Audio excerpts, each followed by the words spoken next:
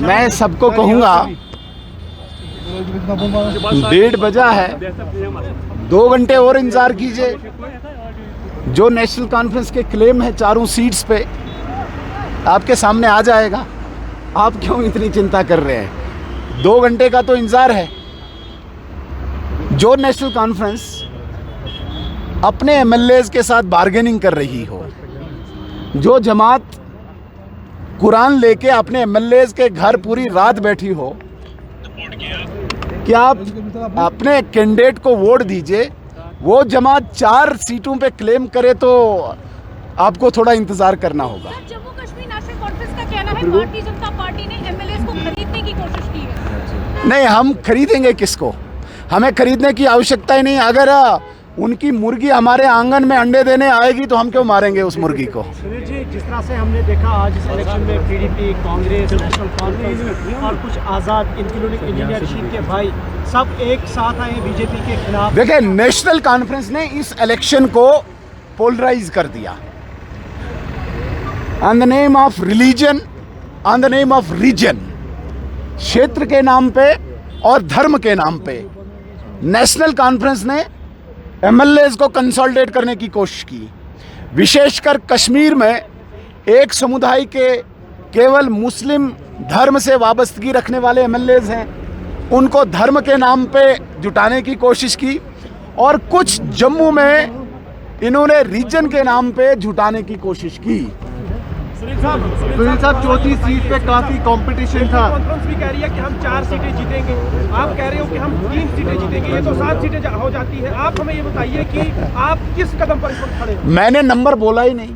मैंने कहा जो टारगेट हमने रखा है, जो लक्ष्य हमने रखा है, वो लक्ष्य हम 5 बजे अचीव कर लेंगे। हमें जरूर। आपने माहौल किस तरह का अंदर देखा? क्या आप कहाँ पे अपने आप को इस वक्त खड़ा देखते हैं? मैं वो क्यों बताऊं अभी? शर्मा जी, जिस तरीके से अभी युवराज साहब का स्टेटमेंट आया है, शर्मा जी, सजाद गनी लोन साहब की उनको पूछिए, लेकिन हमें जो लक्ष्य, हमें जो टारगेट है वो अचीव कर लेंगे। शर्मा जी, अभी जो जीएम मीर साहब का स्टेटमेंट आया है, उन्होंने कहा है कि आप नेशनल कॉन्फ्रेंस यहाँ से एक डेलीगेशन दिल्ली भेजें ताकि जो स्टेट हुड या बाकी जो मुद्दे हैं उनको हम एटलीस्ट डिमांड सेंटर के सामने रख सकें कलेक्टिवली। या आपको ऐसा लग रहा है कि देखिए, हम चाहते हैं जो उमर अब्दुल्ला साहब या दूसरी जमातें, कश्मीर की जो जमातें हैं, जो स्टेट हुड की डिमांड कर रहे हैं, मैं उनका वेलकम करता हूं, बहुत अच्छी बात है। लेकिन सवाल ये पैदा होता है, उमर अब्दुल्ला साहब ने 15 अगस्त की स्पीच में ये कहा था कि मैं घर घर जाके सिग्नेचर कराऊंगा स्टेट हुड के लिए। मैं उसका खैर मकदम करता हूं। कम से कम कश्मीर के लोगों को तो उसने बता दिया कि जो 5 अगस्त का एजेंडा था वो लागू करेगा। हमारा 5 अगस्त का एजेंडा था, कोई 370 नहीं मिलेगा, कोई 35A नहीं मिलेगा, सिर्फ स्टेट हुड मिलेगा। अगर उमर अब्दुल्ला साहब वो सिग्नेचर करने घर घर जाते हैं तो मैं साथ चलूँगा, लेकिन अब वो अपनी बात से मुकर गए।